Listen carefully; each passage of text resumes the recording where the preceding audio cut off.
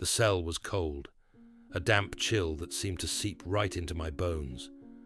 I'd lost track of time, not that it mattered anymore. The days blurred into one another, an endless loop of grey walls and stale air. I couldn't remember the last time I felt the warmth of the sun or the feel of grass under my feet. I suppose I'd miss it, but I'd already started to detach myself from things like that. It's easier, in a way, to let go bit by bit than to lose it all at once. A distant clank echoed down the corridor, the unmistakable sound of keys turning in locks. I knew they were coming. This was it. This would be the final time they led me out. I swallowed hard, feeling a strange calm settle over me. I wasn't scared. Not exactly. Maybe I'd run out of fear long ago. It was something deeper, a kind of numb acceptance.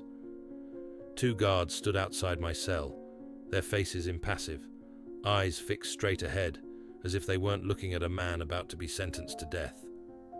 They didn't speak, just nodded for me to follow.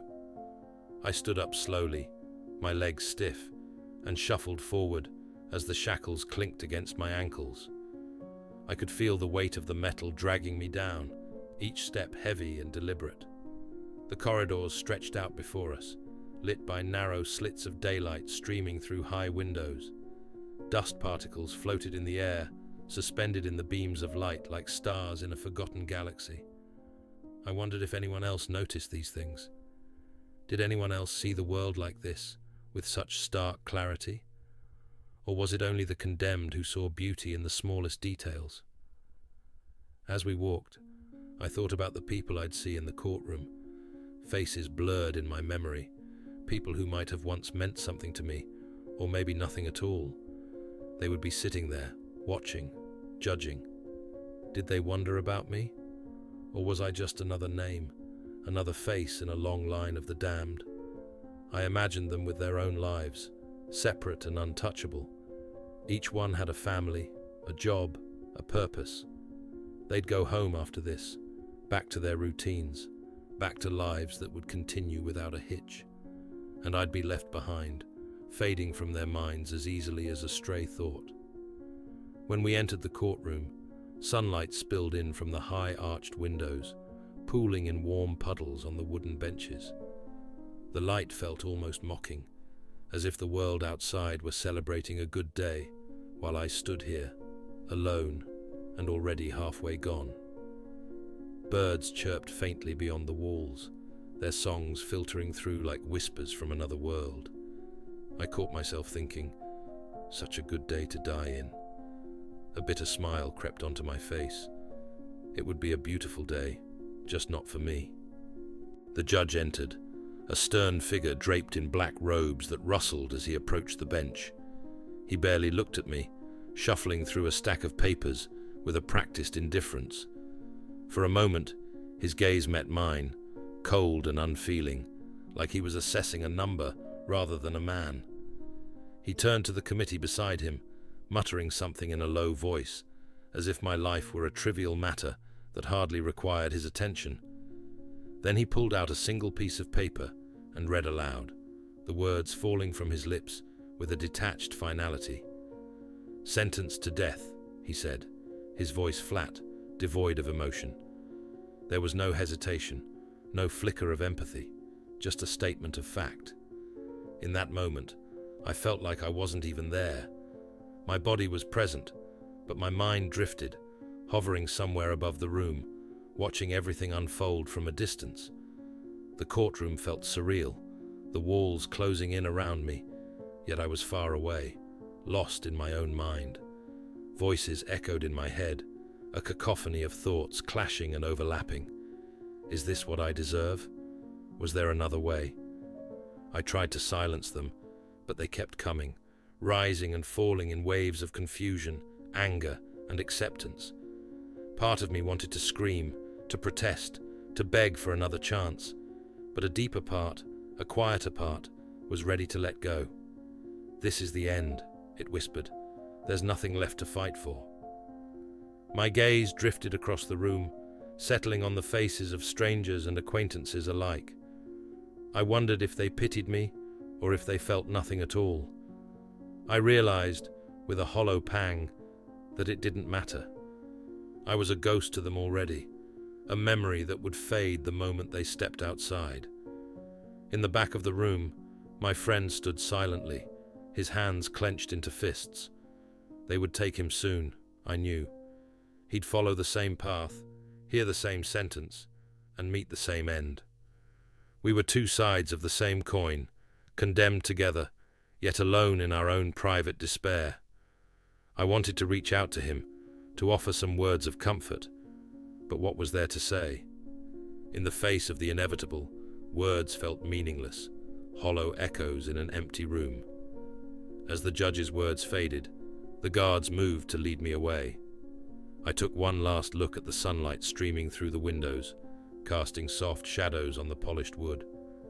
I listened to the distant chirping of birds, a melody of life carrying on outside these walls. A beautiful day, I thought again, my heart heavy and numb.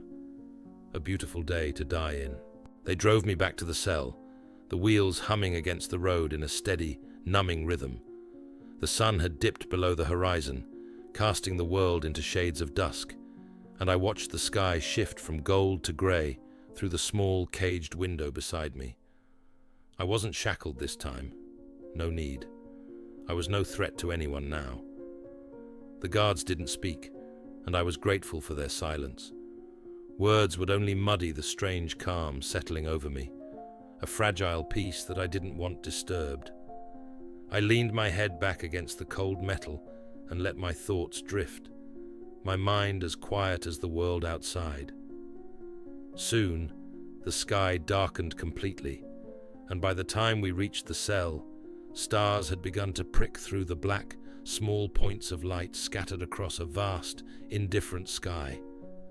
Back in my cell, the walls felt tighter, closer than ever before. Everything seemed sharper in the silence, the scratch of my shirt against my skin, the chill creeping up from the floor, the steady pulse of my heartbeat, counting down the minutes. I sat on the thin cot, leaning against the wall, staring out of the tiny, barred window at the stars. They were bright tonight, clearer than I'd ever seen them, as if the sky had pulled away its veil just for me. The thought struck me as strange, almost funny. Even now, when I had no future, the stars were here, shining over my last night. I knew sleep wouldn't come. It was too elusive, slipping away every time I closed my eyes. Instead, I just sat there, lost in thoughts that wouldn't settle, feelings I couldn't pin down. One moment, a quiet relief washed over me, a gentle, unexpected feeling that whispered, "It's almost over. It'll end soon." I felt the tension in my body ease, a surrender to whatever waited beyond tomorrow. But then, just as quickly, sadness crept in, a hollow ache, like a weight pressing down on my chest, spreading through me until I felt it in my bones. This is really it, I thought, and a bitterness curled through the relief.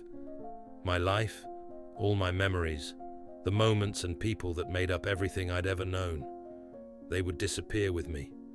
The world would carry on, indifferent, as if I'd never existed. Somehow, my mother came to mind. I don't know why. It had been years since she passed, and I'd never given much thought to her since. But now, in this quiet, empty cell, her face rose in my memory, her eyes soft and tired, her hands gentle on my shoulders as she whispered lullabies on nights I couldn't sleep. I wondered if she'd have been there if she were still alive, if she would have come, even now, to say goodbye.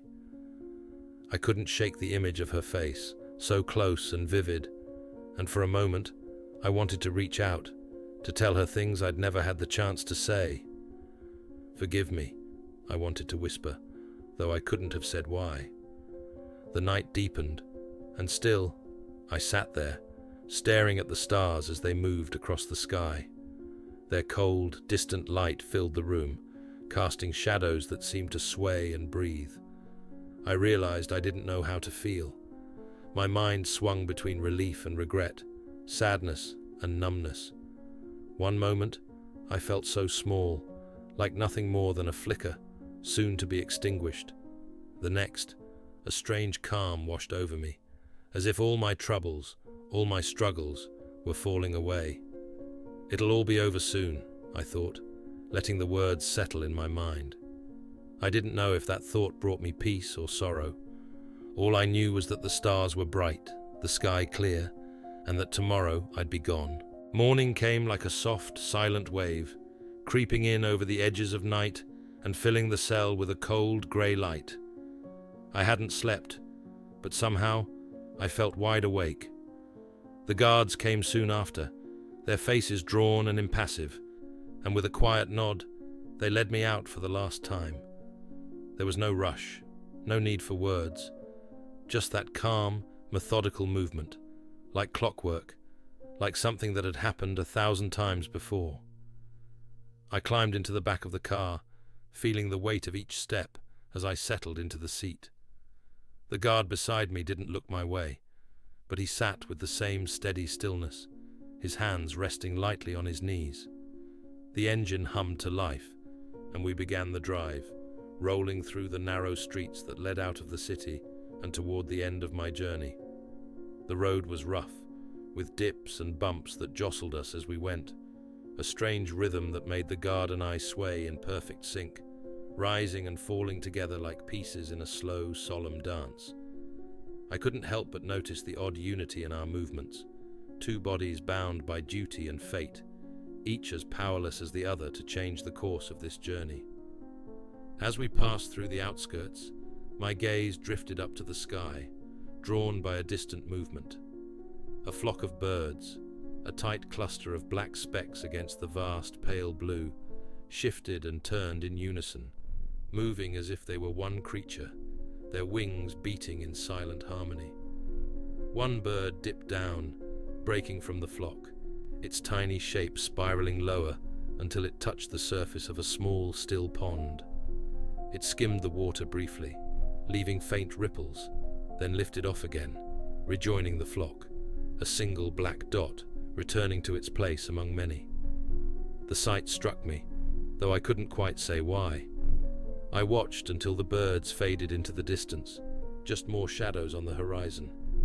I wondered if anyone else saw them, those tiny shapes moving across the sky, so small and insignificant from this far away.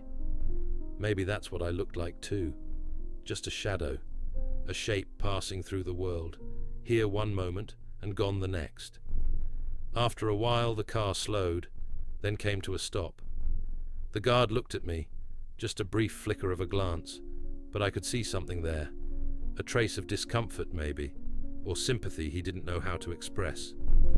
He opened the door, and I stepped out, feeling the cold earth under my feet, solid and final. The morning air was sharp, carrying the faint scent of pine and damp soil, a smell that seemed almost welcoming, as if the world itself were offering me a quiet farewell. Ahead of me, a small group of men waited, silent and still. I couldn't make out their faces from where I stood, just their silhouettes, dark and motionless against the brightening sky. I took a deep breath, feeling the cool air fill my lungs, and for a moment, time seemed to slow, stretching out in that still, quiet space between breaths. I didn't know how it would happen, whether I'd face the barrel of a gun or feel the rough weight of the noose. They didn't tell me, and somehow I found comfort in that. It was a mystery, a final unanswered question that belonged to me alone, one last, fleeting piece of life that no one else could touch. I took a step forward, then another, moving toward the waiting figures. The earth felt steady beneath me, each step firm and deliberate. The world was quiet, just the faint whisper of the wind in the trees, the distant call of birds, and the steady beat of my heart, counting down the last moments. And then I stopped, standing in the pale light of dawn, waiting. The rest was silence.